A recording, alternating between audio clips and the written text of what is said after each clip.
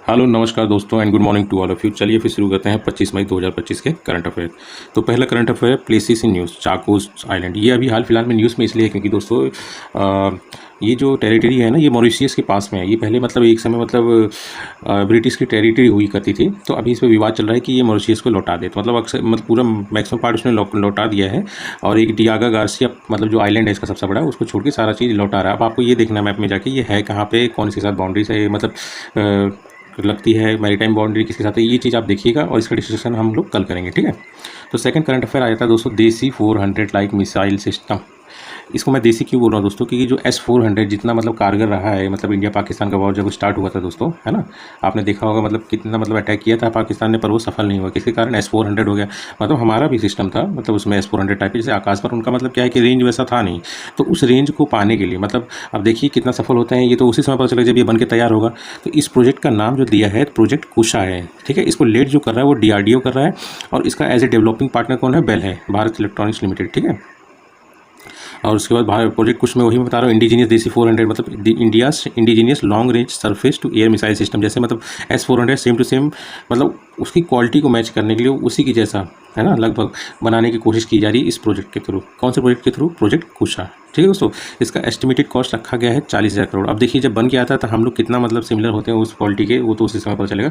बाकी कोशिश है उसी की तरह एक मतलब long range surface to air missile system बनाने की। अब जैसे कि S-400 आप लोग जानते होंगे, S-400 क्या है ना दोस्तों, ये 600 किलोमीटर पहले ही मतलब जो टारगेट आ रहा है उसको मतलब देख लेता है, मतलब उसको मतलब सर्विलांस में मतलब पता कर लेता है कि हाँ कुछ आ रहा है, फिर उसको डिटेक्ट करने के बाद वो टारगेट करता है उससे, मतलब 400 किलोमीटर तक वो किसी भी टारगेट को अचीव कर सकता है ना, उड़ा सकता है। इसके चार वेरिएंट है, जैसे 120 किलोमीटर है ना, उसके बाद आपका 250 किलोमीटर है, उसके बाद आपका 300 किलोमीटर है, उसके बाद 400 किलोमीटर है। ये इसकी रेंज है, ठीक है। और इसमें मतलब 4 तरह से काम होता है। जैसे सबसे पहले तो मतलब जो रडार होगा वो डिटेक्ट करेगा उसको, है ना। उसके बाद लॉन्च वाला जो पैड होगा मतलब एक तो डिटेक्ट करेगा और एक एनालाइज करेगा कि मतलब ये दुश्मन का है कि अपना है। उसके बाद टारगेट डिफाइन करने के बाद रॉकेट लॉन्च हो जाएगा, और रॉकेट लॉन्च ऐसा है कि उसको भी कंट्रोल कर सकते हैं कि कहाँ पे मारना है, ठीक है। ये उसका मतलब S-400 का काफ़ी कारगर रशिया मेड है वो, ठीक है। अब थर्ड करंट अफेयर आ जाता है दोस्तों ना FATF। अब ये हाल फिलहाल में न्यूज़ में इसलिए है दोस्तों क्योंकि इंडिया चाहता है कि पाकिस्तान को फिर से मतलब ग्रे लिस्ट में डाल दो, है ना। ग्रे लिस्ट में उन कंट्रीज़ को डाला जाता है जो मतलब टेररिस्ट को फंडिंग करते हैं, है ना, जिस यहाँ पर टेररिज्म काफ़ी हद तक होता है, ठीक है। तो मतलब इंडिया चाहता है कि इसको दोबारा से मतलब ग्रे लिस्ट में डाल दो। दोबारा से मतलब क्या है कि पहले भी कई बार ये ग्रे लिस्ट में रह गया है। अब ग्रे लिस्ट में होने का नुकसान क्या होता है ना दोस्तों, मतलब ये जो आप ये जान लीजिए आपको जो मतलब लोन मिलने में काफ़ी दिक्कत हो जाएगा इसमें, अगर मतलब आप ग्रे लिस्ट में आ जाते हैं। इकोनॉमिक सैंक्शन लग जाएगा, इंटरनेशनली बॉयकआउट हो जाएगा आपका। मान लीजिए वर्ल्ड बैंक हो गया या फिर IMF हो गया, ये आपको लोन नहीं देंगे, मतलब कंट्री के हिसाब से बोल रहा हूँ मैं दोस्तों, लोन नहीं प्रोवाइड करेंगे, ठीक है। क्योंकि आपका ट्रस्ट वर्दीनेस जो होता है वो खत्म सा हो जाता है किसमें? ग्रे लिस्ट में। और एक ब्लैक लिस्ट होती है, वो तो समझ लो आपको पूरा मतलब नोटिफाई कर दिया कि मतलब आप हो टेररिस्ट, मतलब को पूरा सपोर्ट करते हो, पूरा मतलब फंडिंग करते हो, है ना। अब ये कौन लिस्ट निकालता है दोस्तों? ये दोनों ये निकालता है फाइनेंशियल एक्शन टास्क फोर्स, जिसका हेडक्वार्टर है दोस्तों पेरिस में, फ्रांस के, ठीक है। ये मतलब वही है जो मनी लॉन्ड्रिंग हो गया। मनी लॉन्ड्रिंग मतलब क्या हुआ? किसी पैसे को बताना ये वाइट है और उसको यूज़ किस में करना? टेररिज्म में या फिर किसी चीज़ और मतलब ऐसे इलीगल एक्टिविटीज़ में यूज़ करना, है ना। और टेररिस्ट फाइनेंसिंग करना, है ना। इन्हीं सब का एक वॉच डॉग समझ रहे, देख रेख करने वाला, इन सब पर नज़र रखने वाला कोई अगर फोर्स है तो वो फाइनेंशियल एक्शन टास्क फोर्स है, ठीक है। इसका एस्टेब्लिशमेंट हुआ था 1989 में। ये ध्यान रखिए दोस्तों, 1989 में एक G7 समिट के दौरान जो कि पेरिस में हुई थी, उस दौरान इसको इस्टेब्लिश किया गया था, ठीक है। इसमें मेंबर जो है टोटल 39 है दोस्तों, है ना। इंडिया भी इसका परमानेंट मेंबर है फुल्ली, है ना। तो 37 मेंबर प्लस 2 ऑर्गेनाइजेशन, इसलिए टोटल इसके पास 39 मेंबर हैं, ठीक है। और 2 जो है इसमें यूरोपियन कमीशन आ जाता है और एक गल्फ कॉर्पोरेशन काउंसिल आ जाता है, ठीक है दोस्तों। अब ये फाइनेंशियल एक्शन टास्क फोर्स की 2 लिस्ट में कौन सी? एक ग्रे लिस्ट होती है, एक ब्लैक लिस्ट होती है। ग्रे लिस्ट में वो मतलब वार्निंग देता है ना, कि आप मतलब कर रहे हैं फंडिंग, उसमें इकोनॉमिक सैंक्शन लग जाते हैं, बॉयकॉट हो जाता है इंटरनेशनल। और ब्लैक लिस्ट तो मतलब आपको मतलब कर दिया है नोटिफाई कि आप हो उसी लाइक, है ना, पूरा बॉयकॉट हो जाता है, पूरा यूनिवर्सली मतलब पूरा वर्ल्ड थ्रू आउट ग्लोबली मतलब वो ब्लैक लिस्ट हो जाता है, ठीक है। उसके बाद फोर्थ करंट अफेयर आ जाता है आपका दोस्तों उड़ंती सीता नदी टाइगर रिजर्व। ये इसलिए अभी हाल फिलहाल में न्यूज़ में क्योंकि यहाँ पे करीब 3 साल बाद दोस्तों एक यूरेशियन ऑटर को देखा गया है, ठीक है। जो कि मैं आपको यूरेशियन ऑटर दिखाता हूँ। तो दोस्तों यही देखिए, यही है यूरेशियन ऑटर, मतलब चूहे जैसा दिखता है और चूहे से काफ़ी बड़ा भी होता है ये, है ना। चलिए फिर चलते हैं, है ना, बैक टू लेक्चर। तो आपने देखा दोस्तों यूरेशियन ओटर ना, ये मतलब चूहे जैसा ही दिखता है, थोड़ा बड़ा होता है उससे, है ना। बाकी इसका प्रेजेंस मतलब है कि मतलब जो बायोलॉजिकल डाइवर्सिटी है वो इंप्रूव कर रही है, काफ़ी अच्छी है उस जगह की, वहीं पे ये लोग प्रेजेंट होते हैं। मतलब 3 साल बाद अगर दिखेंगे तो मतलब समझ लीजिए बायोलॉजिकल डाइवर्सिटी इस एरिया में काफ़ी अच्छा हो रहा है, मतलब इंप्रूवमेंट, ठीक है। अब उड़नती सीता नदी टाइगर रिजर्व कहाँ पे है दोस्तों, यहाँ पे दिखा है, तो ये है छत्तीसगढ़ में दोस्तों, है ना। और छत्तीसगढ़ में भी मतलब ये जो उड़नती और सीता नदी है, ये सीता नदी, ये दोनों दोनों नदी का नाम है, मतलब रिवर का नाम है, इन्हीं के नाम पे टाइगर रिजर्व पड़ा है कि दोनों नदी यहाँ पे फ्लो करती हैं, ठीक है। और थोड़ा सा आप यूरेशियन ऑटर के बारे में देख लीजिए, इसको world wild life protection act 1972 में शेड्यूल 1 में रखा गया, मतलब इसका व्यापार नहीं हो सकता, इसका शिकार नहीं हो सकता, ठीक है। और आयुष्मान रेड लिस्ट में इसको नियर थ्रेटेड लिखा गया है, ठीक है। उसके बाद फिफ्थ करंट अफेयर काफ़ी इंपॉर्टेंट है दोस्तों, क्योंकि अभी ये इसलिए भी इंपॉर्टेंट है क्योंकि हाल फिलहाल में आपने देखा कि मतलब ऑपरेशन सिंदूर हुआ, इंडिया पाकिस्तान का काफ़ी मतलब वॉर टाइप सिचुएशन हुआ था, है ना। तो इसमें एक बुक है, इस बुक का क्या नाम है, ready relevant and resurgent a blueprint for the transformation of India's military. ये एक बुक है जो मतलब आर्म फोर्सेस को पूरी तरह से एक्सप्लेन कर रही है कि मतलब क्या क्या मतलब चेंजेस आया रेगुलर बेसिस में, है ना। पहले क्या काम होता था, अब कैसे वॉरफेयर में तैयारी होती है, और क्या मॉडर्नाइजेशन हुआ है, क्या इंप्रूवमेंट हुआ है, क्या इनोवेशन हुआ है, क्या फ़र्क है वो मतलब पहले से अब में, है ना। ये सारी चीज़ें इसमें बताया गया ट्रांसफॉर्मेशन के बारे में इंडियन मिलिट्री के। तो ये किसने लिखा है दोस्तों, अभी ये इंपॉर्टेंट इसीलिए मैं बता रहा था क्योंकि जो हमारे current chief of defence staff हैं, है ना, जनरल अनिल चौहान जी, इन्हीं के द्वारा ये बुक लिखी गई है। इसका इनॉग्रेशन जो किया है हमारे डिफेंस मिनिस्टर राजनाथ सिंह ने किया है, ठीक है। इसके बाद दोस्तों 6 करंट अफेयर आ जाता है दोस्तों। अभी हाल फिलहाल में रतन सिंह जग्गी नाम है, ये एक मतलब साहित्यकार हैं, ठीक है, लिटरेचर से रिलेटेड हैं ये अभी इनका देहांत हो गया। ये अभी इसलिए फेमस है क्योंकि मतलब ये जान लीजिए इनको पद्मश्री मिला हुआ है 2023 में, मतलब सबसे बड़ा उपलब्धि तो यही है, तो मतलब ये पूछ सकता है। बाकी बहुत सारे अवार्ड मिले हैं पर मेरे ख्याल से ये सबसे बड़ा है पद्मश्री, तो इसको याद रखना जरूरी है।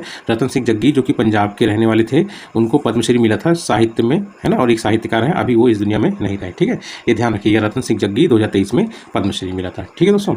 उसके बाद आता है दोस्तों 7th करंट अफेयर और हमारा लास्ट करंट अफेयर, ठीक है। 2025 जो है, जो कि अभी चल रहा है दोस्तों, इसको इसरो ने मतलब जो चेयरमैन है वी नारायण जी, उन्होंने डिक्लेयर किया है एज ए गगनयान ईयर।